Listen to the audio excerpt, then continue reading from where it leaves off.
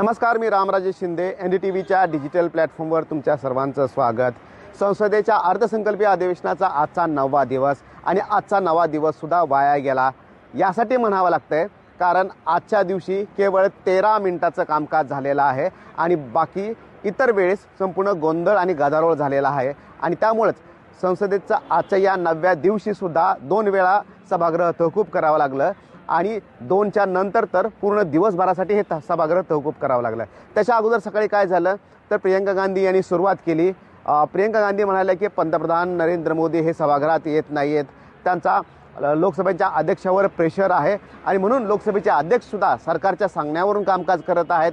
आम्ही ज्या काँग्रेसच्या ज्या महिला आहोत, 10 महिला खासदार आहेत, तर त्या खासदारांवर सुद्धा आरोप करण्यात आले आणि या सर्वच महिला खासदार सिरियस आहेत, सिरियस पॉलिटिशियन आहेत, अनेक वेळा निवडून आलेले आहेत आपापल्या मतदारसंघामधून आणि त्यांच्यावर भाजप आरोप करतोय की पंतप्रधानावर हल्ला करण्याची यांनी कट राखला होता.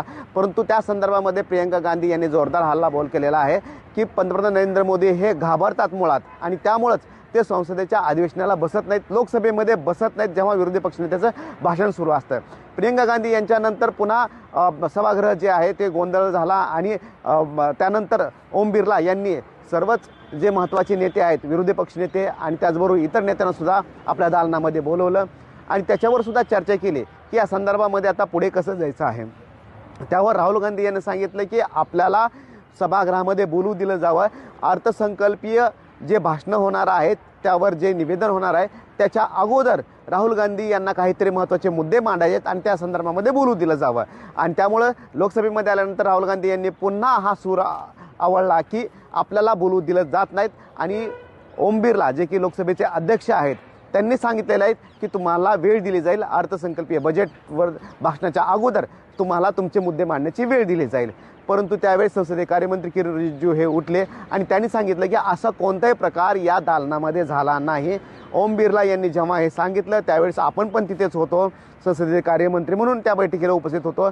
परंतु ओम बिर्ला यांनी असं कुठेही म्हटलेलं नाही की राहुल गांधी यांना बजेटच्या भाषणाच्या बजेटवर जे चर्चा सुरू होणार आहे त्याच्या अगोदर भाषणाची संधी दिली जाईल असं कुठेही म्हटलेलं नाही आहे. तर तुम्ही खोटं बोलू नका असं सुद्धा किरण रिजिजू यांनी सांगितलं. आणि त्यावेळेस मात्र राहुल गांधी आणि किरण रिजिजू यांच्यामध्ये सुद्धा काही प्रमाणामध्ये गदारोळ झाला आणि त्यानंतर लोकसभेच्या अध्यक्षांनी या संदर्भात संपूर्ण सभागृह जे आहेत ते तहकूब केलं आणि त्यावर आता उद्या सभागृह हे बसणार आहे.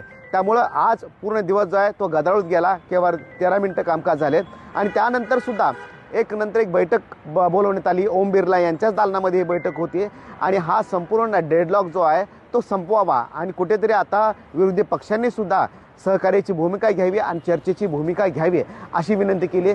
या बैठकीला राहुल गांधी हे उपस्थित होते आणि त्याचबरोबर संसदीय कार्यमंत्री किरण रिजिजू हे सुद्धा उपस्थित होते आणि त्यानंतर कुठेतरी राहुल गांधी यांनी सहमती दर्शवलेली आहे असं कळतंय की सभागृह चालू द्यायचं आहे. परंतु तरीसुद्धा उद्या काय भूमिका घेतली जाणार ते पाहावं लागणार आहे. आणखीन एक महत्त्वाचा मुद्दा म्हणजेच की लोकसभा अध्यक्षांच्या विरोधामध्ये अविश्वास प्रस्ताव आणण्याची चर्चासुद्धा काँग्रेसच्या अंतर्गत झालेली आहे.